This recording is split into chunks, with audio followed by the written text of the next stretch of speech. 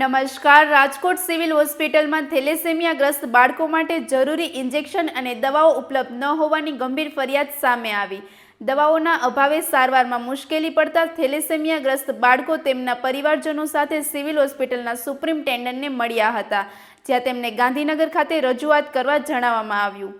આ બાદ થેલેસેમિયાગ્રસ્ત બાળકો અને તેમના પરિવારજનો દ્વારા આ મામલે યોગ્ય ઉકેલની માંગ સાથે કલેક્ટર કચેરી ખાતે જઈને લેખિત રજૂઆત કરવામાં આવી.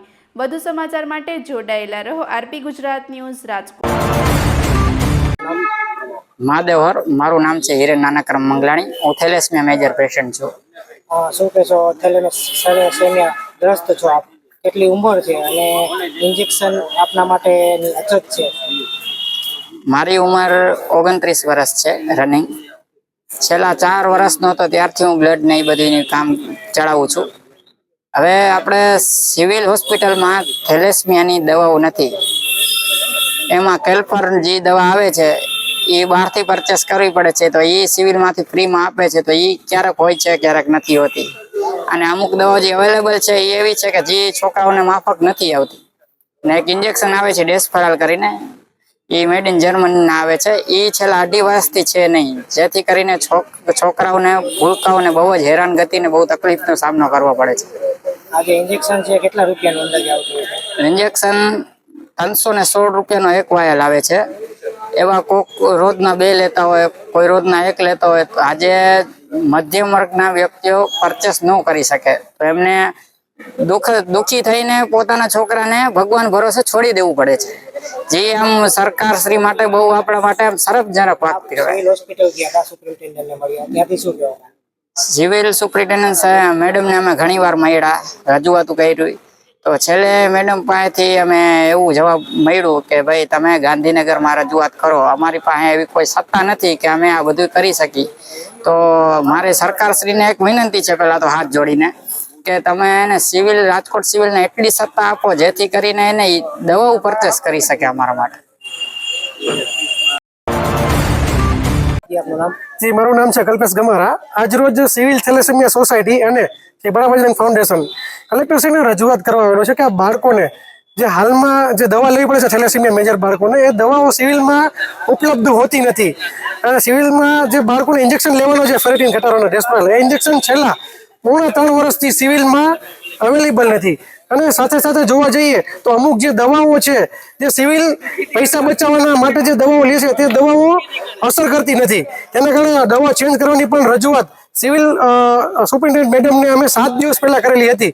પરંતુ 530 બાળકો સિવિલમાં તેમજ 750 પ્લસ બાળકો સમગ્ર સૌરાષ્ટ્રમાંથી જ્યારે સિવિલમાં દવા લેવા આવતા હોય ત્યારે મેડમ શ્રી અમને એક જ જવાબ આપ્યો છે કે અહીંથી કંઈ થશે નહીં, અમારા હાથમાં કોઈ પણ જાતની સત્તા છે નહીં, તો તમે ગાંધીનગર ચાલ્યા જાઓ. હવે આ બાળકો જે બીમાર છે, પોતાને 15 દિવસે 10 દિવસે બ્લડ ગોતવું પડે છે, રોજની 12-15 દવાઓ લેવી પડે છે, એ બાળકો ગાંધીનગર કોને રજૂઆત કરવા જાય? શું સિવિલ પાસે આટલી પણ સત્તા નથી?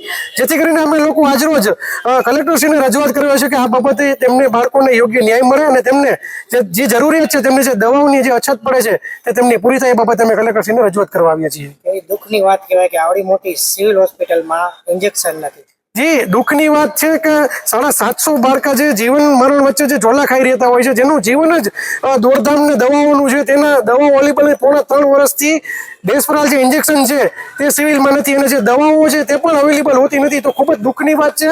અને એવું કહી શકાય કે સિવિલને પેશન્ટની કંઈ પડી નથી. અને જ્યારે અમે રજૂઆતો કરવા જઈએ છીએ ત્યારે એમની સાથે એવું વર્તન કરવામાં આવે છે કે જાણે કોઈ ગુંડાઓ હોય કે ભાઈ અહીંયા આવવા નહીં, તમારે અહીંયા આવવું નહીં, આ બધી રજૂઆત તમારે ગાંધીનગર કરી, તો આ કોઈ વ્યાજબી વસ્તુ નથી.